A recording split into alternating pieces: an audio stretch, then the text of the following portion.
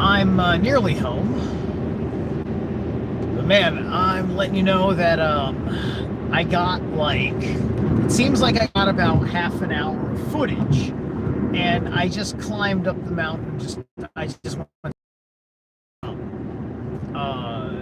so it's gonna be edited down for time because moments and whatnot, but because some of it's not too particularly interesting because it might be me struggling on a rock that I ultimately choose not to climb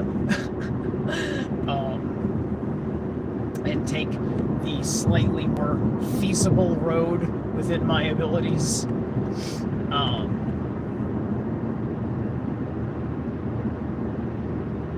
But what am I doing here?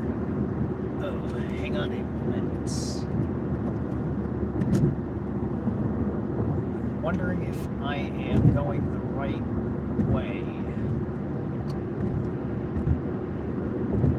There's white plains. Huh.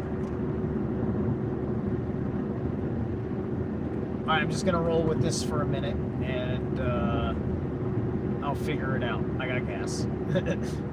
Anyway, so I got a lot of footage. It was, I think I need to get off. I think I need to turn around and go the other way. I don't like how traffic's kicked up anyway. So I think I'm going south. I should be going north. Maybe? I don't know. I'm getting off.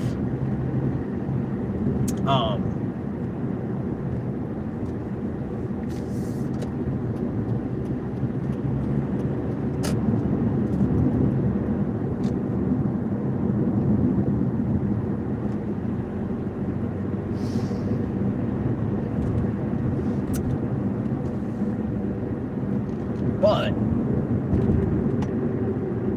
the thing that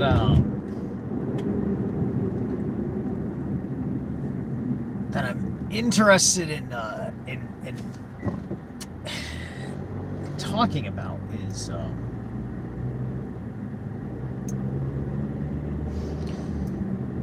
is when you're a dark guy, but it's like for the light, if you will, right? It's this whole game that people like me play because we love our quote dark side.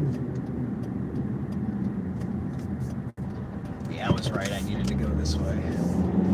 All right, we're good.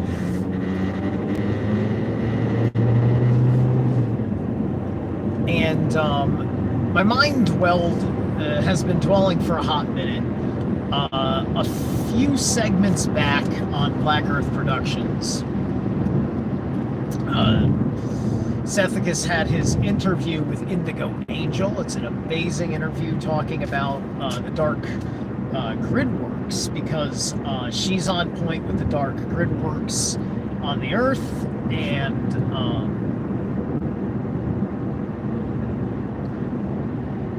and she kind of had this, she kind of had this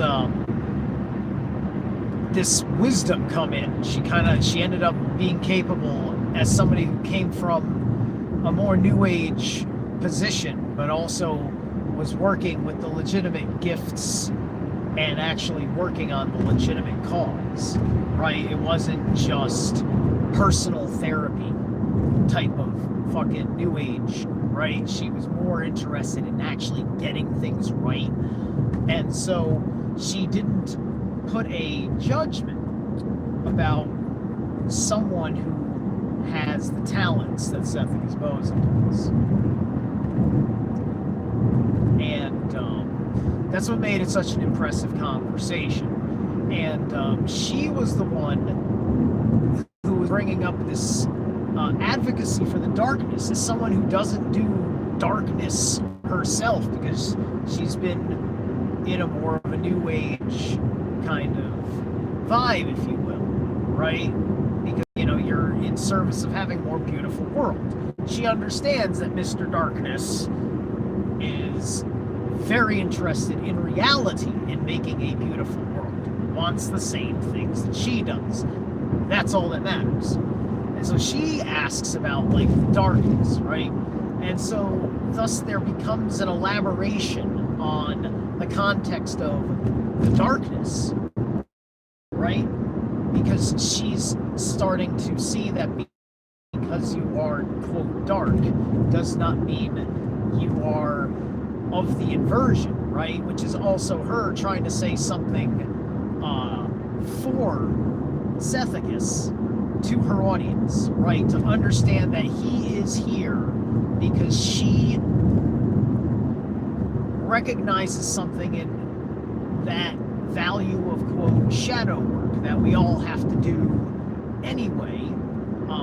And we've, and then it gets into the principles of, like, your emotions about the whole thing, dealing with your fears, dealing with your aversions, dealing with your anger, and all the other things that are missing and or added into your practice that may need to be there or may need to be removed from your practice, right?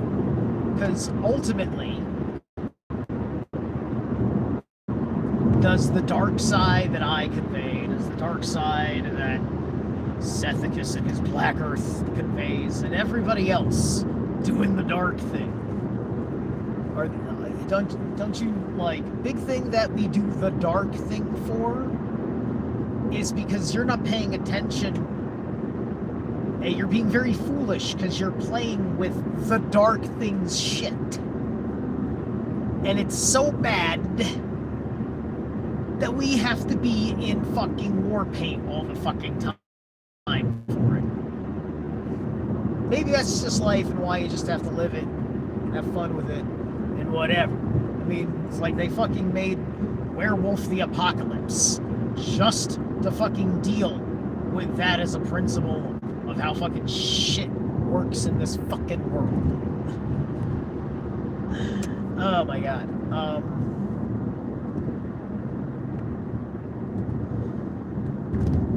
And that's also my point, like the pathwork of dragons and wolves, right? That is what I am doing, right? I love black, but at this point, like, knowing everything I know about, like, the colors, whether it's something as basic as chakras or any other aspect of energetic spectrumism, the importance, like, of a candle being a certain color, etc., etc. Look, if the color fits a necessary energy, that's what I'm going to go with.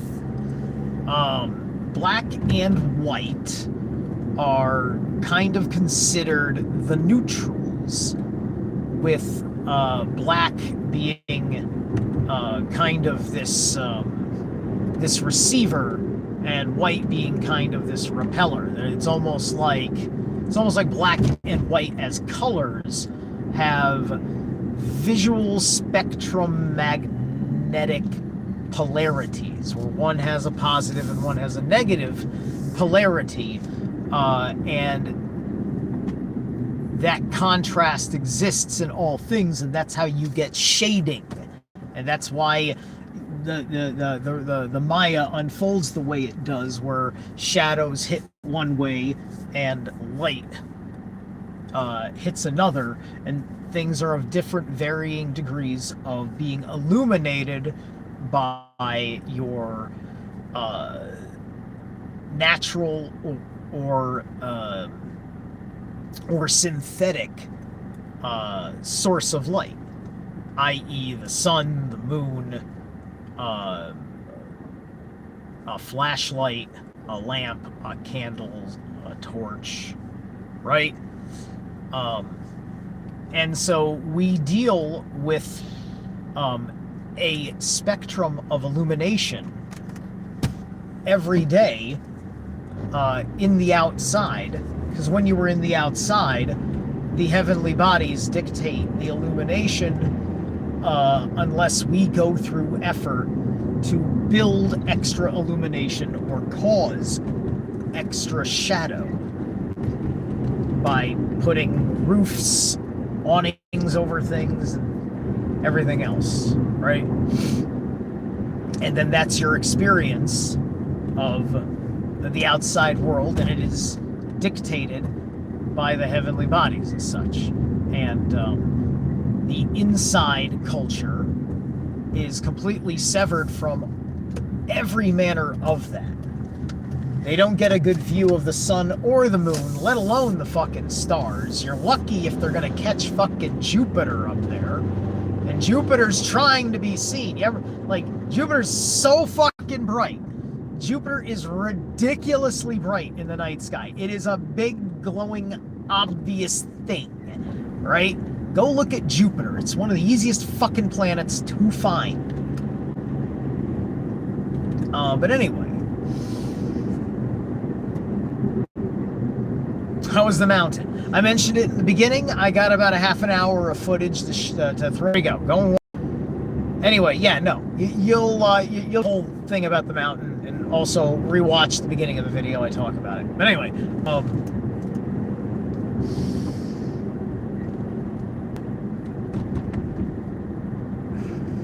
so anyway, illumination,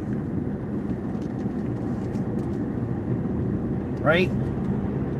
And look, I used to, because just the way life was for me, I used to be an eternal night owl. I was a guard. I considered myself the night watch, right? Because I just dived into the internet and looked at all the world of conspiracy stuff when I started really caring about it after 2003. After 2003, that's when I got bit by the bug. When 2012 hit and Revolution Radio got started, I was the youngest motherfucker in the game for the entirety of Revolution Radio. From 32 till I was 40 years old. That was 3 fucking years ago. An 8-year fucking period. And, dear God, the landscape of the conversation and the voices in that conversation is so, it's been an explosion of all this stuff. It's a lot of lies. Oh man, some of it's awful, right? Some of it's, it's PSYOP City, don't get me wrong. But you know what? There was a lot of PSYOPs then too.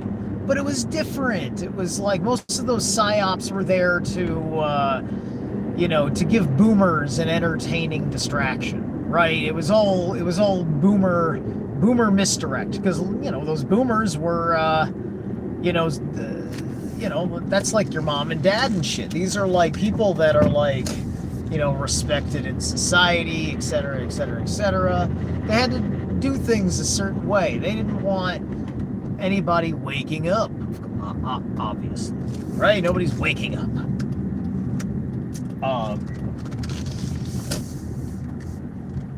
But at the same time, waking up wasn't that much of a threat. There was a tremendous amount of credibility in the media as such, and then you're talking about posts, not 9/11, and you're trying to keep a conversation under control, because boomers all have very almost two-dimensional ideas of their patriotism, right? So you get that split between the values of the left and the right in their interpretation of the events of the Twin Towers, because the left, being persuaded strongly by 2001 to be communist, socialist, communist, they didn't have the same kind of reaction.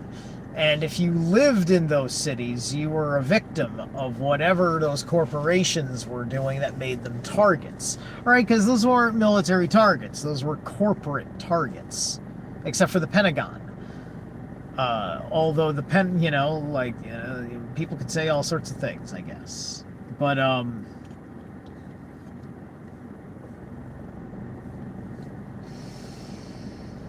oh, excuse me. But the point is that they put this other kind of dark shit in front of it. And it's the kind of dark shit that works within the normative fears of our generation's atypical, unconscious benefactor of our system. You know, your parents, my parents, etc., etc. Very particularly the boomer generation.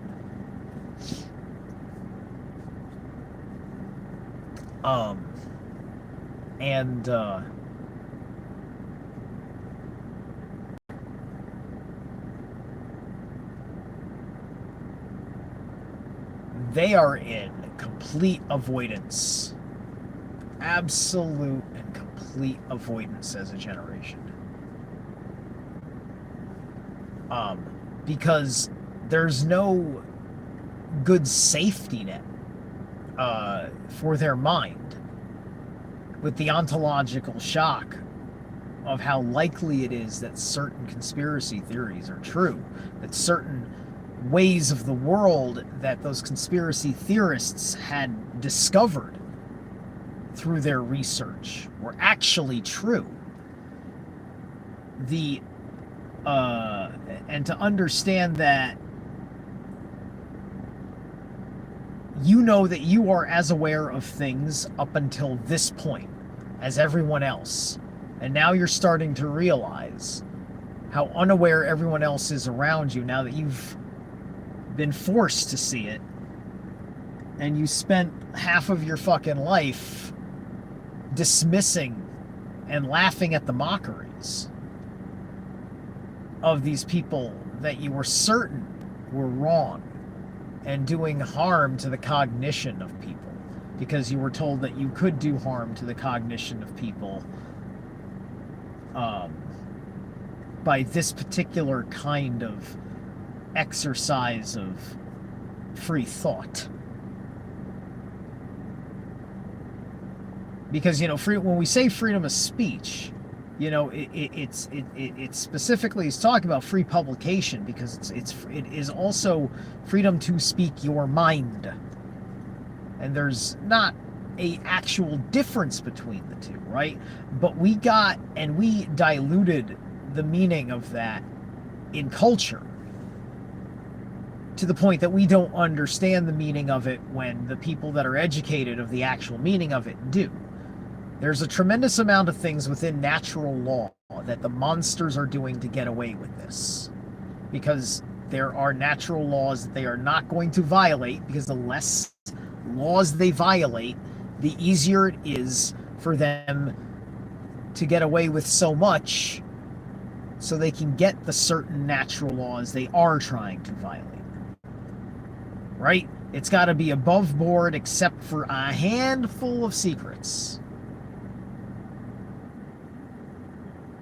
And so thus the very complicated fucking conspiracies for each department of the government to cover its ass about shit in a semi-cohesive way, in context to information about the matter that is on the record in other departments. Anyway, my point is that they will throw taboo horror show stuff that they've conditioned demographics to feel so much shame about, that to hear that you're trying to bypass it is unacceptable. It's just like, you do not talk about things where those kinds of terrible things are happening, and there's no way anybody that I like was involved with those terrible things. They don't want to have the uncomfortable conversation about people and their islands and their underwater submarine-based nations that are recognized by the global bodies like the United Nations. People don't want to talk about someone's seedy history with illicit paraphernalia crossing national borders in the state that they were taking care of, right? It's like, it's those people, that whole particular angle that boomers see the fucking world is completely dependent on their disposition towards those particular people that the media has helped make things this way. And that darkness is the inverted cold light being used as a veil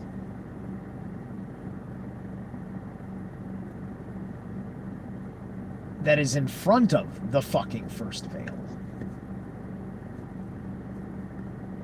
as far as the 9 veils of reality are concerned. This absurdity on top of the spin that keeps you from even looking at it to work on unspinning it. You don't even want to unspin it because of the horrific cringe and taboo and awfulness of certain things that are going to be put right in front of you first that you don't know how to handle. Weird shit.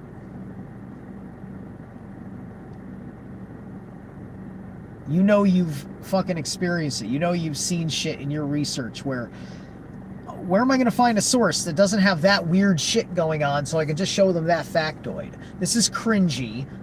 That looks like Nazi shit. Like, I can't fucking show anybody this. But here's fucking one nugget that I know is right. Right? That kind of, when you know that most of it's wrong, that's a big... but, I want people to understand Thoth. But, then I also got to make the caveat to my softy friends being just like, all right, listen, if you don't like Nile, skip Nile. I know it's extreme shit, right? And I try to prime it because I'm just like, okay, you're right there. You're right there on that occult level. Can you hear this out? And then they give me some fucking excuse about, they don't like people that have certain absolutes, positions or something like that. I'm just like, you don't have a fucking foundation? He has a fucking foundation.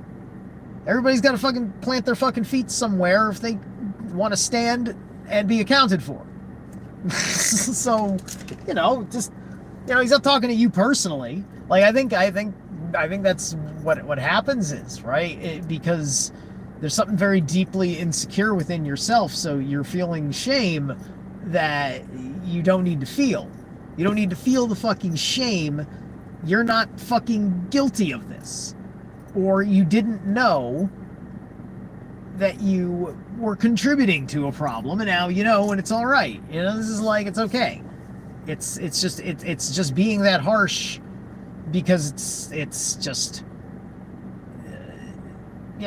it's serious. It's worth fucking saying because it's talking about changing people out of fucking an inversion of morality that's got nothing to do with the moral high horse of the fucking monotheist and religious systems. This is much more fucking different, simple, family, human, natural, honest, right? And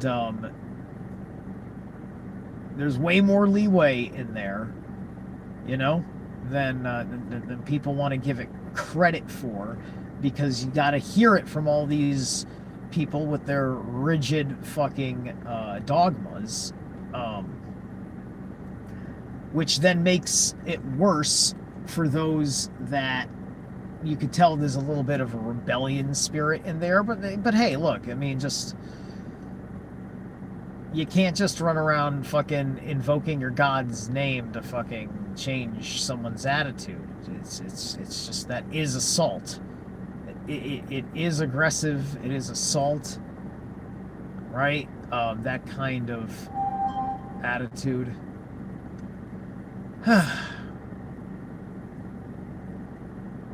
But that, all of that, I'm just talking about all that because those are the evil darknesses, as well as typical satanic stuff, because satanic stuff is about, you know, bringing in the distorted system, right?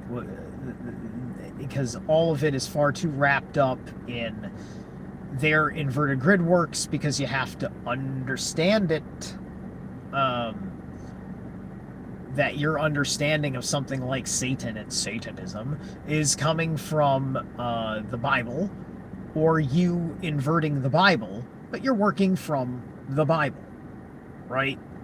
You're doing a Bible thing, right? So you're actually giving people that are not going to go hardcore Satan, you're going, you know, you serve God because you scare these people into wanting to be part of the other moral conveyance as a visceral reaction. That's all you're fucking doing, is building the church through sin. You're making sinners so they can eventually fucking get scared back into the fucking church.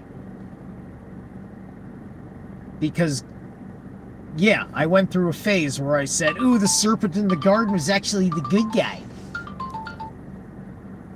Sorry about that. Or the serpent in the garden is actually the good guy. Give me a second. Then it occurs to you the context of the situation again, and why the serpent is actually still not the good guy. Serpent set you up to fail. He really fucking did. He set you up to fail by telling you a half-truth, which is how it always fucking goes down, because God created an intelligent being with a free will like himself. So the serpent couldn't tell a whole lie. Adam would have thought it, and Eve would have thought it was suspicious. So he did an unsuspicious thing. He took these people that were naive to the conceptualization of disobedience and judgment and wrath. And he said, let's see if I can prove to God that these people are just not going to worship him. And, oh, it's going to be so much fun watching him shred his children to pieces.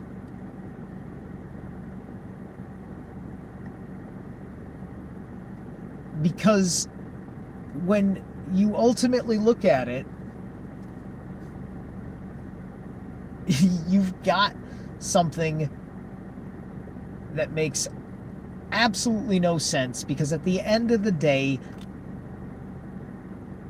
everybody has their interpretation of what the fruit of the forbidden tree means. Whether it's something internal, psychotherapy oriented, or some true metaphysical tree in existence, or something like that. Right? So, they ate the apple, they didn't die. See, the snake didn't lie to them. Then they got kicked out of the Garden of Eden, where the tree of life that they could eat from is. But they had a lifespan of 1,000 years, and you're telling this story like that Like, when you are in the Bible, they talk about how after Noah, the lifespans keep going down. After Noah. But they don't explain why, other than it's now after the flood. And so, like, yeah, everybody says it's because the environment changed. There's no longer an environment suitable for Nephilim, and et cetera, et cetera, et cetera. Yes! What the fuck does that mean? Because they don't fucking actually tell us what the environment was like before. They don't give us context of the changeover. It's just a fucking whitewash. That's a dark place to go look for the light. It's not dark because it's actually dark. It's just dark because it's occulted from you. And the darkness is a symbolism of beyond the veil of where you cannot see.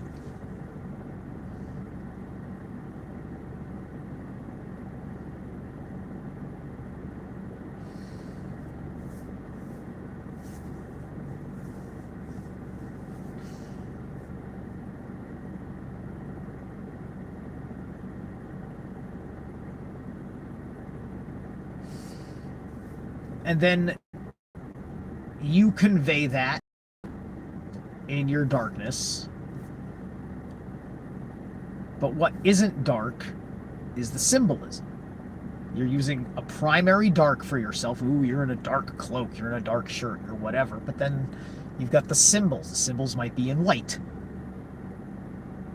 You're probably going to need white, at the very least, as a border on your symbols, so there's more contrast and definition. If you're, say, you need a red symbol, red on black, unless it's a very bright shade of red, is not going to pop, and you need that psychological effect when you are doing a performance of ritual for an audience. Certain rituals are designed to be public, certain rituals are designed to be private. And by private, I mean only participants in the ritual are witnessing what's happening. There are no non-participants in the room at all. And that's a very strict rule.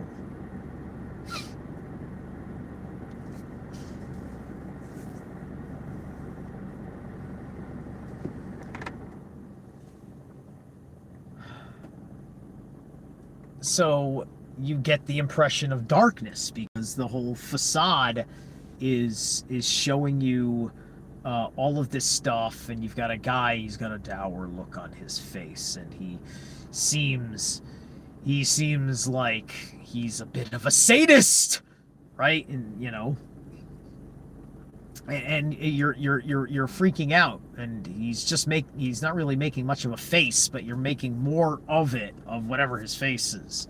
But that's just his face, right? It's that joke. It's just my face.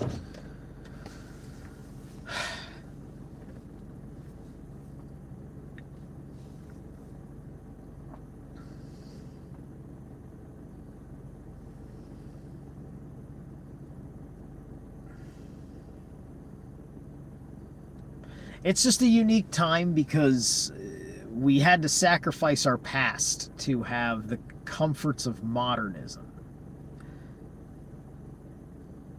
And I think it's a lie to say that you can't have the comforts and have your past, and to live in accordance to the things of your past that you like.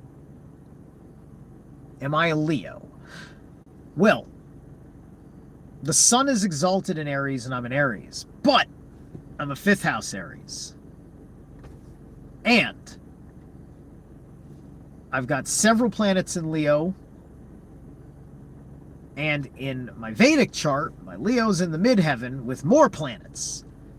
So my Leo energy is ridiculous, right? So I'm an Aries who really likes to wear his Leo, but I'm a Scorpio ascendant. So it's like I'm like a black lion. Anyway, so yeah, we're now, we now think, goats are evil because goats were a important part of of uh, of pagan magic, and I mean pagan by the merit of being a fucking farmer of the old, and a seer of the old gods, you know, whom also is going to be a man adherent to the natural world, and you know, if you're a farmer, you might be a Christian or a Jew or something, but you also, at some point, know that there's something that isn't God, that if you want that fucking shit to work, you at least gotta say thank you. Your land spirits, I suppose. And perhaps they require something that looks dark. Like I'm working with Anubis. Anubis wanted to work with me. I didn't even want to work with him. That is just inherently dark anyway, which is fine by me because I like dark shit. I'm working with black and gold. It's like I'm already suitable for it. I'm eating more dark chocolate. I'm offering him dark chocolate. It's all this stuff. So anyway,